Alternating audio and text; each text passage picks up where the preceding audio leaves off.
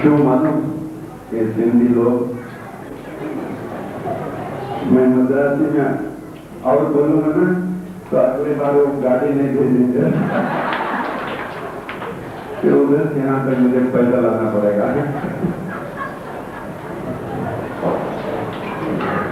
आज हमें बड़ा अच्छा लग रहा था, इतना सुंदर वो रथ, वो 2 घोड़े और पीछे महिलाओं का भजन और सामने सामने सब नाच रहे थे और बैंड बज रहा था। जो आप लोगों का ऐसा प्रेम और प्यार मिला और ऐसा लग रहा था कि ये रथ यात्रा चलते रहे।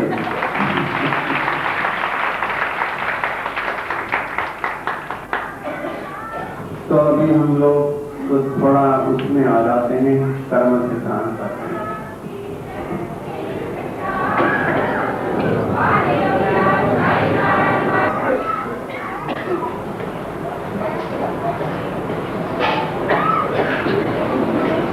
कैसी सृष्टि में भगवान ने सबसे पहले आत्मा बनाई। क्या? आत्मा। उसके बाद दूसरी वस्तु जो भगवान ने बनाई, आकाश। तीसरा वायु। चौथा अग्नि। पांचवा जल। छठा पृथ्वी। सातवां वनस्पति। आठवां अन्न। नवा मनुष्य, पुरुष। मन 9 चीजों का हमेशा, जैसे बाबा 9 विधा भक्ति, 9 चीज बड़ा हमारे शास्त्रों में शुभ माना गया है। तो इस प्रकार इन 9 वस्तुओं को रचना कर भगवान ने सोचा होगा, आत्मा को बना दिया है, इस आत्मा को कोई आवरण देना है। तो भगवान ने सबसे पहले इस आत्मा को आवरण देने के लिए इसको ऐसी योनि का आवरण दिया जिसे श्वेत जम कहते हैं। क्या कहते हैं? श्वेत जम, जो पसीने से उत्पन्न होने लगी, जैसे हमारे बाल की जू वगैरह कहते हैं, पसीने से उत्पन्न होने। ये जो है तैतरीय उपनिषद में कहा है, आत्मन आकाश संभूता है, आकाशात् वायु, वायोरग्नि, अग्निरापः, अद्य पृथ्वी, पृथिव्या ओषधयः, ओषधभ्यो अन्नम्, अन्नात् पुरुषः। तो भगवान ने आवरण देकर इसको श्वेतजम योनि में डाल दिया, जहां कहते हैं कि 21 लाख बार ये आत्मा आवरण धारण करते चली गई इसी योनि में, श्वेतजम में 21 लाख बार, 21 लाख। उसके बाद भगवान ने इस आत्मा को 21 लाख बार जन्मने के बाद दूसरी योनि में डाल दिया, जिसे उद्भिजम कहते हैं, जो जमीन से उत्पन्न होने लगे, जमीन से उत्पन्न होने लगे। जहां पुनः 21 लाख बार जन्मने के उपरांत, मैंने कुल कितना हो गया? 42, 50 का हो गया 42। तो तीसरी योनि में डाल दिया, जिसे अंडजम कहते हैं, जो अंडे से जन्म लेने लगी। कुछ चिड़ियां, पक्षी, मुर्गी अंडे से, जहां पुनः 21 लाख बार जन्मा। कितना हो गया?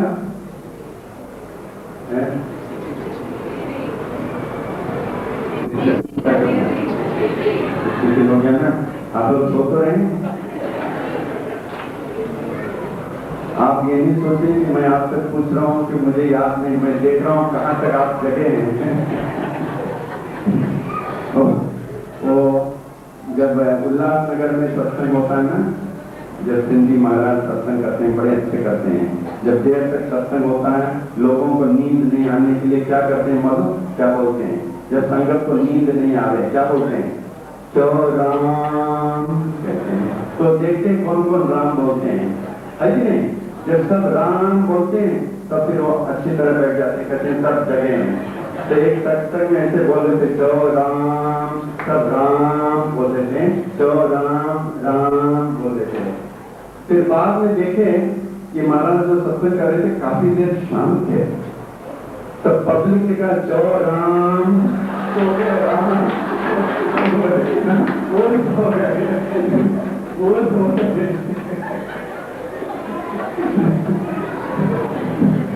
तो यहाँ तो मैं चौ राम तो नहीं बोलूंगा, लेकिन बीच बीच में पूछूंगा कि मैं क्या बोल रहा हूँ। तो 63 लाख बार जन्मने के उपरांत भगवान ने चौथा योनि में डाल दिया, जैसे कहते हैं जरायुगम। क्या कहते हैं? जरायुगम। जरायुगम का तात्पर्य जो योनि गर्भ से जन्म लेती है, जहां पुनः 21 लाख बार जन्मा। कितना हो गया? 84 लाख। तो ये जो 84 लाख योनि कहते हैं ना, तो हमारे तैत्तिरीय उपनिषद के अनुसार यही 84 लाख योनि है।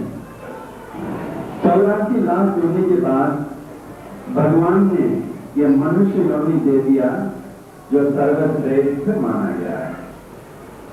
अब ये मनुष्य योनि सर्वश्रेष्ठ क्यों कहा जाता है? भगवान ने इसी योनि को, मनुष्य योनि को विवेक दिया।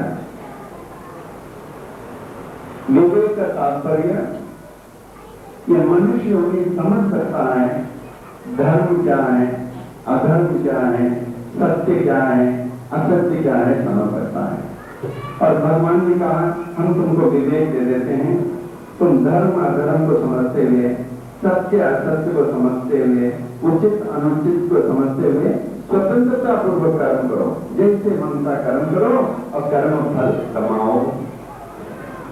चाहे तुम सच बोलो, झूठ बोलो, धर्म करो, अधर्म करो, उचित करो, अनुचित करो, जो मनसा सो करो, लेकिन तुम्हारी कर्म फल की कमाई हो रही है, ये ध्यान रखना।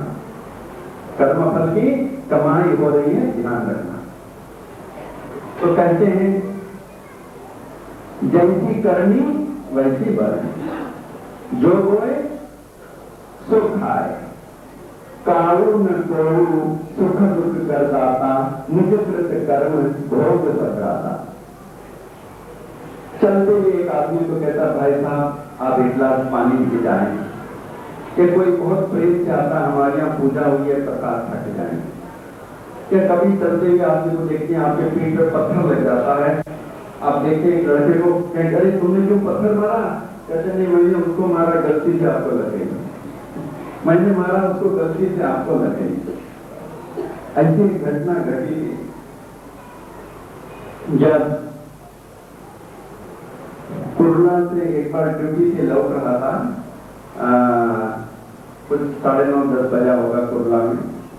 तो कुछ लोगों ने कहा पकड़ो पकड़ो पकड़ो, एक आदमी को पकड़ लिया, बोला पकड़ा, खूब मारा खूब मारा खूब मारा। अब उसी गाड़ी से नहीं उतरा। इसने एक बार मुझे ब्रिज चढ़ के कुर्ला कॉलोनी में जाना था, अपना क्वार्टर में जाना था।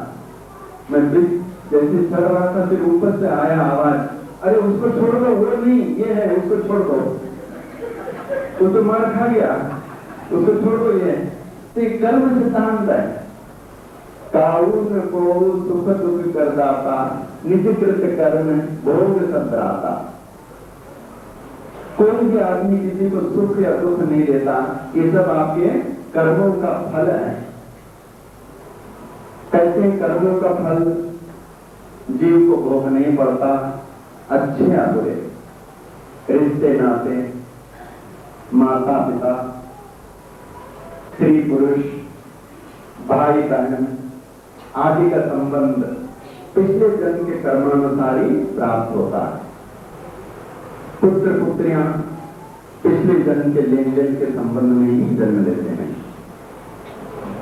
सुख दुख आराम, ये सब मनुष्य किए हुए कर्मों का ही परिणाम है।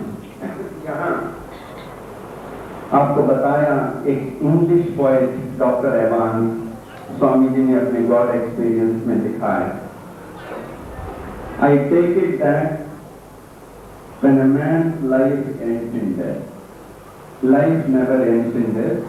He quotes within bracket what is called death. Another mother gives him birth with steadier limbs and brighter brain, and the old soul takes the road again. Whatever he has blessed or cursed come back to him in exact measure. Thus the old soul is born again and again till it is cast into purest gold. तो भगवान ने ये मनुष्य योनि को सर्वश्रेष्ठ विवेक दे दिया, और फिर जैसे ममता कर्म करो, कर्म फल कमाओ। तो उदाहरण दिया था की चेन, क्योंकि वर्तमान समय में लगभग सभी के पास की चेन होती है। एक की चेन दे दिया जिसमें लिखा विवेक, उस विवेक के नीचे लिखा कर्म फल, उसमें 2 चाबियां हैं। एक चाबी में लिखा हुआ है पुण्य लोक सत्कर्मियों के लिए, दूसरी चाबी में लिखा है पाप लोक दुष्कर्मियों के लिए। तो हम जीवन में बचपन से अभी तक अपनी विवेक अनुसार अच्छे बुरे कार्य करते करते करते करते करते कर्म फल को संचित करते करते करते जब हम शरीर छोड़ देते हैं, शरीर छोड़ने के बाद अगर आपने सत्कर्म अधिक है, पुण्य कर्म आपने बहुत कमाया, शरीर को छोड़ दिया, अन्य आत्माएं तो वहां रहती कहती अरे ये सत्कर्मी है, पुण्यवान है, इसने अच्छे कर्म कमाए। तब आप सामने देखते हैं एक बहुत बड़ा दरवाजा है जिसमें लिखा है पुण्य लोक सत्कर्मियों के लिए, पुण्य लोक सत्कर्मियों के लिए। तो आप देखते हैं आपके पास जो चाबी है उसमें लिखा है सत्कर्मियों के लिए, तो उस ताला को, पुण्य लोक के ताला को आप खोलते हैं, ताला खुल जाता है, दरवाजा खुल जाता है। आप देखते हैं वहां 7 लोग हैं, 7 वर्ल्ड। पहला भूलोक, भूलोक माने पृथ्वी। आपने बहुत अच्छे कर्म किए, हो सकता अगले जन्म आप राजा महाराजा के यहाँ जन्म लें, और भी अच्छे कर्म किए आप ऋषि मुनियों के कुल में जन्म लेंगे। तभी आप देखते हैं एक ही समय एक बच्चा राम दरबार में जन्म ले रहा है, एक प्राणी झोपड़े पट्टे में। भगवान के लिए कोई भेदभाव नहीं, जो जैसे कर्म करता कर्म फल, जैसे साईं बाबा भी कहते थे जिस आदमी ने जो कर्म किया है मैं उसके कर्म फल को बताता हूं, बेटा कल तुम्हारा अच्छा होगा, परसों अच्छा होगा, तुम सावधान हो जाओ, कल का दिन अच्छा नहीं। मैं उनके कर्म फल को देखते हुए बताता हूं। आपने और अच्छे कर्म किए, आप भुआ लो, पृथ्वी से ऊपर अंतरिक्षा, the unseen world between the earth and heaven, उससे ऊपर और अच्छे कर्म के स्वर्ग लोग, जहां देवी देवता गणों का वास है। भगवान ने सत्कर्मियों के लिए इस स्वर्ग लोक के ऊपर 4 और लोक बना दिए हैं, महर्लोक, जनलोक, तपलोक, सत्यलोक। महर्लोक, जनलोक, तपलोक, सत्यलोक, ये 7 लोग जो हैं, भूलोक, भूवलोक, सुवरलोक, महलोक, जनलोक, तपलोक, सत्यलोक। सत्यलोक को ब्रह्मलोक भी कहते हैं। ये उनके लिए है जो ऋषि मुनियों के लिए जो अखंड भगवत भजन में लगे रहते हैं, अखंड हर भगवत भजन कभी नहीं किया, कभी सत्य नहीं बोला, सदा दूसरों को सताया, सदा अधर्म किया। जब शरीर छोड़ देता है, छोड़ने के बाद वो आत्मा जहां जाती है वहां अन्य आत्माएं देखती कहती अरे ये पापी था, ये दुष्कर्मी था। तो देखता है अपने सामने लिखा है दुष्कर्मियों के लिए पाप लो दुष्कर्मियों के लिए। हाथ में देखता चाबी तो घबराता है, वो ताला को नहीं खोलता है, आवाज आता है तुम नहीं खोलते हो, मैं ही खोल कर देखता हूं। देखता पीछे यमराज खड़ा हुआ, उसके हाथ से चाबी लेकर वो जो है पाप लोग को खोलता है, दरवाजा खोलता है, इसको धकेल देता है। नीचे 7 लोग हैं, अतल लोग, वित्तल लोग, सुतल लोग, वृथातल लोग, तलातल लोग, महातल लोग, पाताल लोग। अब पाताल लोग नरक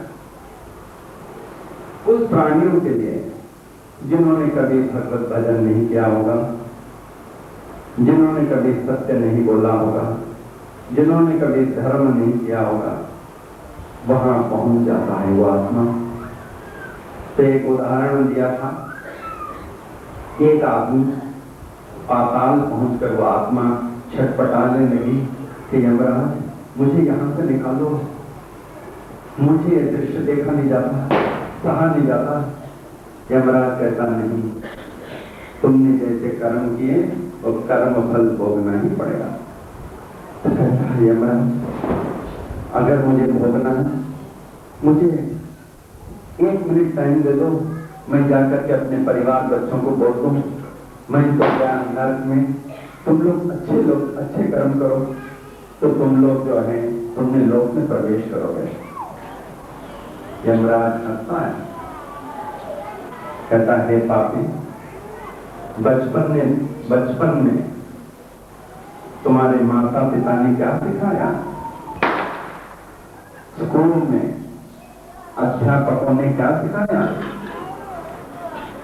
बड़े बुजुर्गों ने तुम्हें क्या सिखाया, साधु संत महात्माओं ने क्या सिखाया,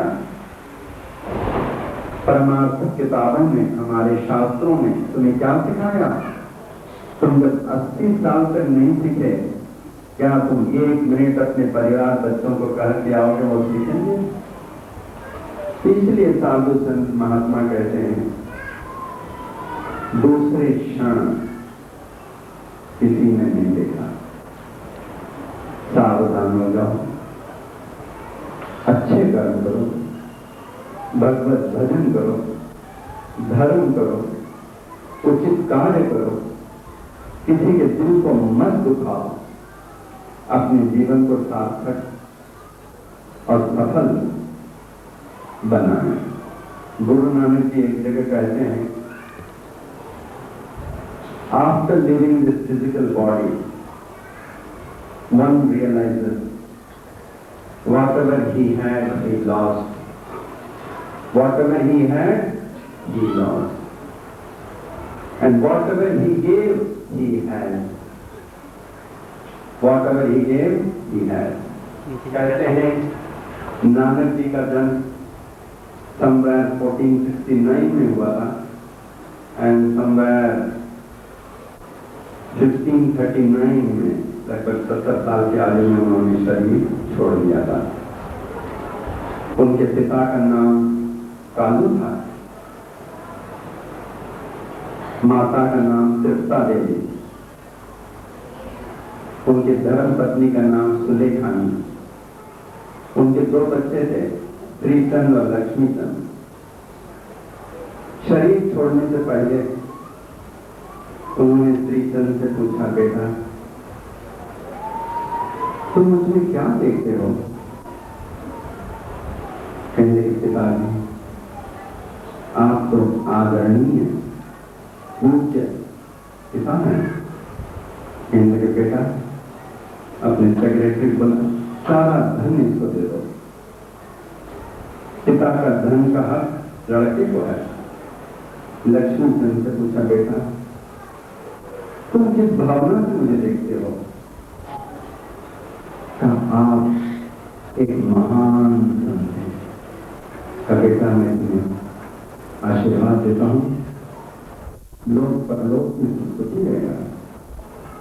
उनके अटेंडेंट में उनको पूछा सेवादार कोई खड़ा था बेटा कहीं क्या भावना क्या मुझे देखता है? का आप 14 लोगों के वासी घटघट वासी परब्रह्म पुरुषोत्तम है प्रभु, आप गद्दी में बैठ जाओ।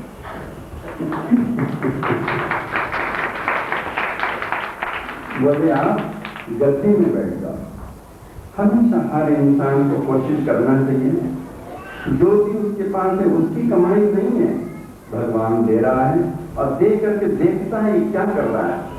पिता जो है अपने बच्चे को देता है, लो बेटा मैं तुमको पॉकेट मनी देता हूँ या ये लोग मिठाई का पुड़िया देता हूँ, और देखता क्या करता है। जब वो देखता है पिता वो मिठाई में से थोड़े लेकर के दूसरे बच्चों को देता है, पड़ोसियों को देता है और वो खाता है, बहुत खुश हो जाते हैं पिताजी। दूसरे बार आते हैं तो बड़ा पैकेट लेके आते हैं, कहते हैं बांटता है करते हैं। उसी तरह कहते हैं गुरु नानक के 1469 में जन्म के पहले इन लोग का हेडक्वार्टर करतार होता है, इनको ये एंट्रेंस को थोड़ा निकाल के ऐसा मिला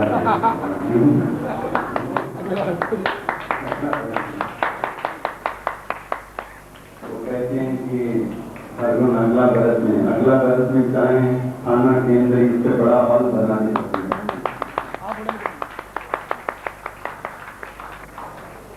तो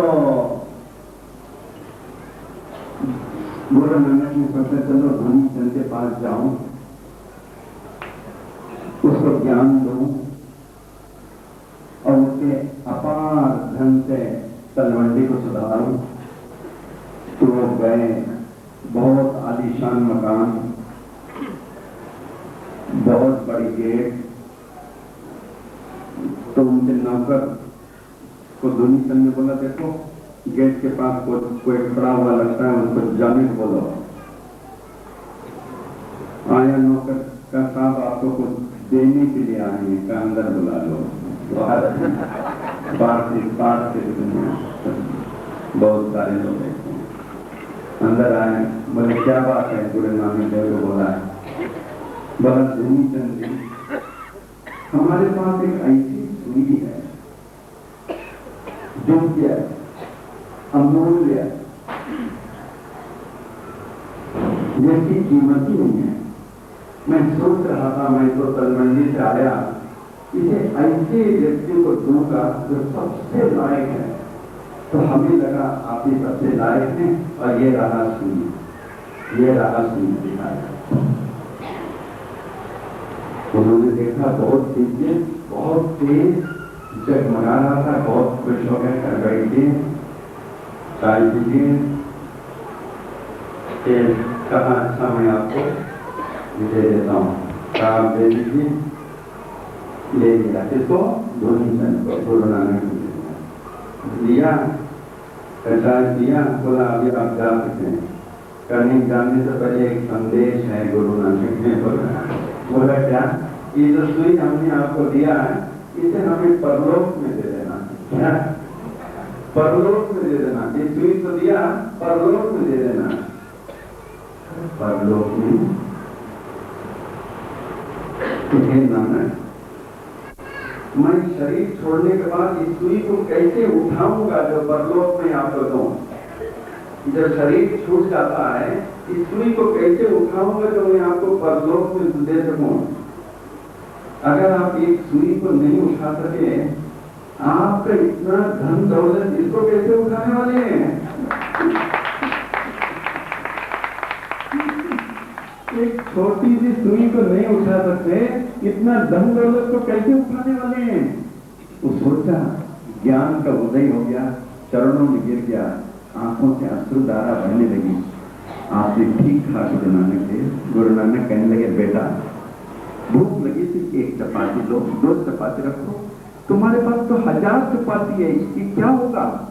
ये तुम्हारे काम के नहीं है, ये तुम बांटोगे, वो बांटने के कर्म परलोक में काम आएगा। कहे गुरु नानक, आज से हम आपके हैं।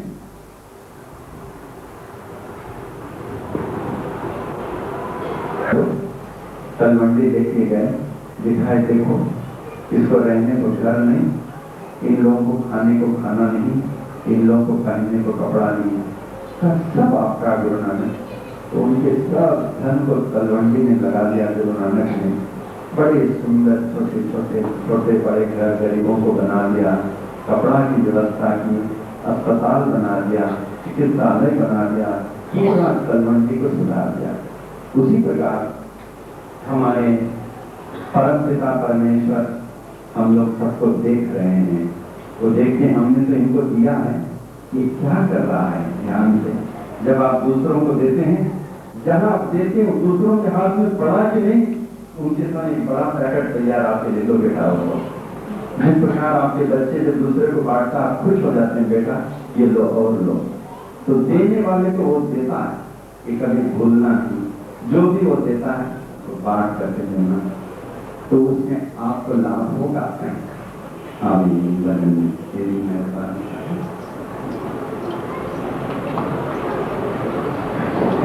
एक भजन में आ गए,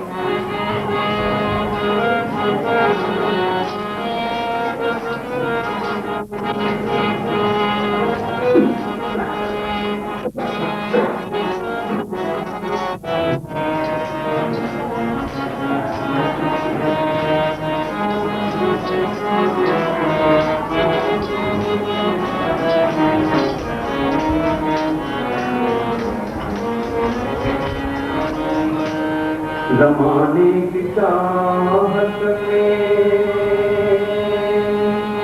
ज़माने की चाहत में खुद को मिटाया, तेरा नाम हर किस, तेरा नाम हर किस जुबां पर न आया।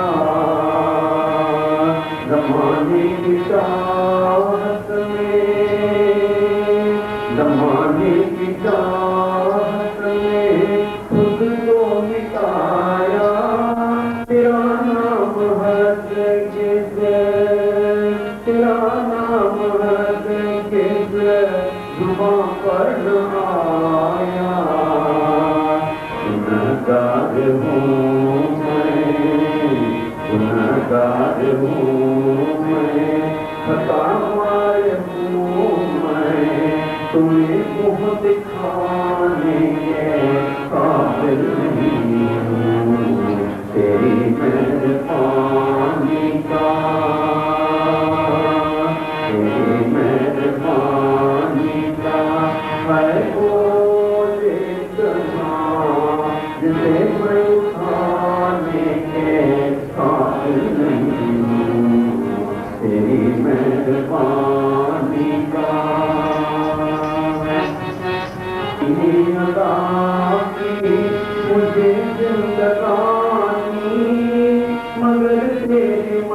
महिमा मगर तेरी महिमा मैंने न जानी तुमने अदा की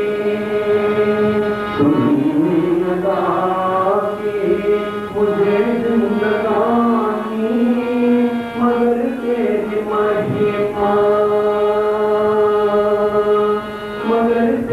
महिमा मैंने न जानी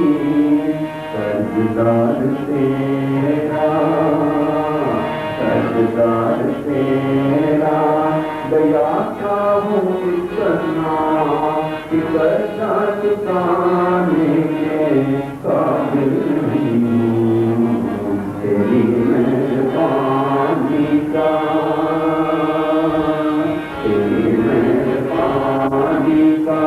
है बोल इतना जिसे मैं उठाने के काबिल नहीं तेरी मेहरबानी का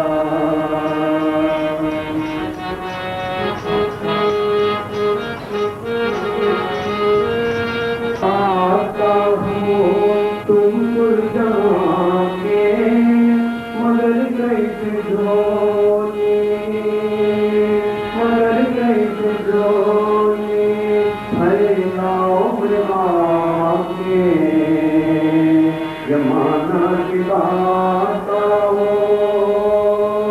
यमाना दिलाता हो तुम गुल जाके मगर कैसे जोड़े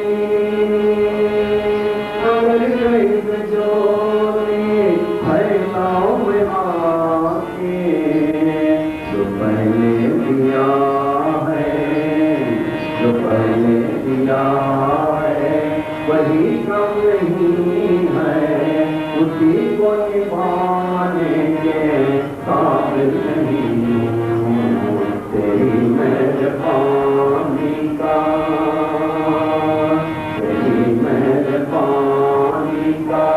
है वो इतना जिसे मैं उठाने के काबिल नहीं तेरी मेहरबानी का यही चाहता हूँ कि सर को झुका लो तेरा गर्ज एक बार जी भर के पालो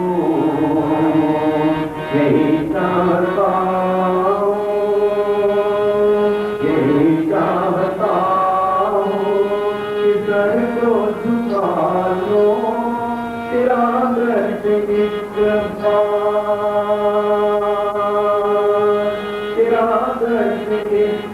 बार जी भर के पालो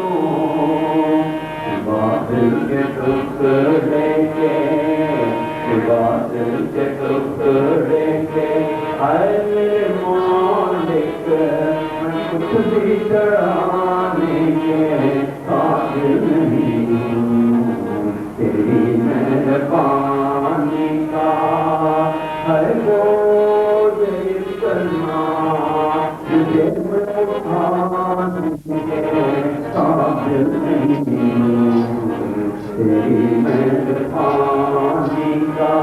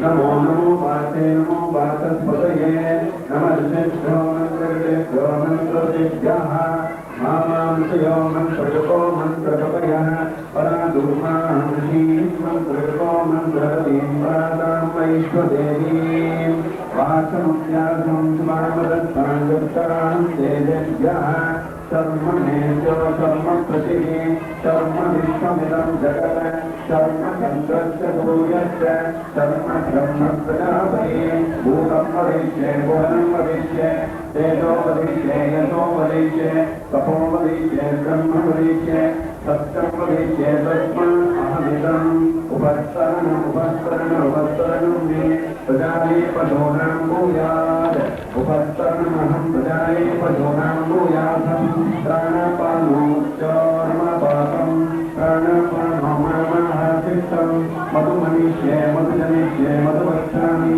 मधुमदिष्यामि मधुमतिं देवेभ्यः वासमुद्यासं चतुर्षण्यां मनुषे दत्तम् देवाहन्तो शोभाये पितॄन्वदन्तो ॐ शान्ति शान्ति शान्तिः तत्संयो न प्रणीमहे गातुं यज्ञाय गातुं यज्ञोदये इन्द्राग्निवराज्य गुरुभक्तरादिव भक्तिमान् राजा हरिश्चन्द्रेव सत्यवान् शिवेर दयावान् श्रीरामचन्द्रेव मात्रभित्रवक्ष्यमान् शिवसन्तोषवान् श्री सद्गुरु साईनाथिव परोपकारवान् भूयान्तु भवन्तमहन्तनुगृह्णन्तु तथास्तु एतन्निजस्ता तत्ते ब्रह्मजनाः नीरोगाः निरुपद्रवाः सदाचारसम्पन्नाः सम्पन्नाः भाग्यमुक्ताः अध्यात्ममुक्ताः सर्वे दयालु सदा भगवद्भक्ताः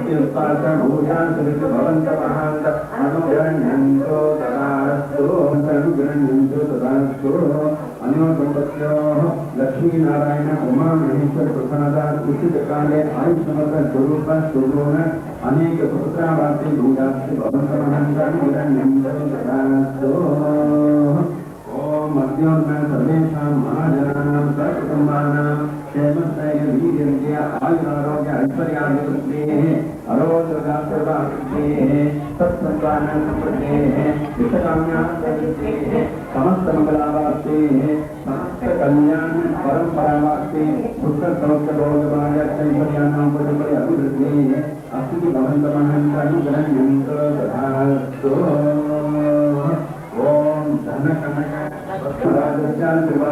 पश्चिम दिक्पाल वरुण देवस्याशीर्वादम उत्तर दिक्पाल कुबेर देवस्याशीर्वादम सर्व दिक्पाल श्री साईनाथस्याशीर्वादम ओम शांतिरस्तु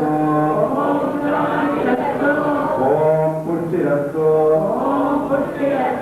ओम पुष्टिरस्तु ओम वृद्धिरस्तु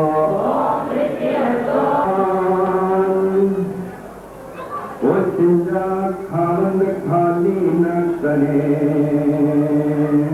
असाहू लाल असाही वरनाम जा गंजपत पानी ते कंजा सला थिन खामा तुझे दान असांजो केर भरे दा वे कम करियो लावा साहेब धनी सवला करी अचन याद करे ओ लाल तवट गोट गणा व्यापिता चल गए हमें तो में मर्ज मना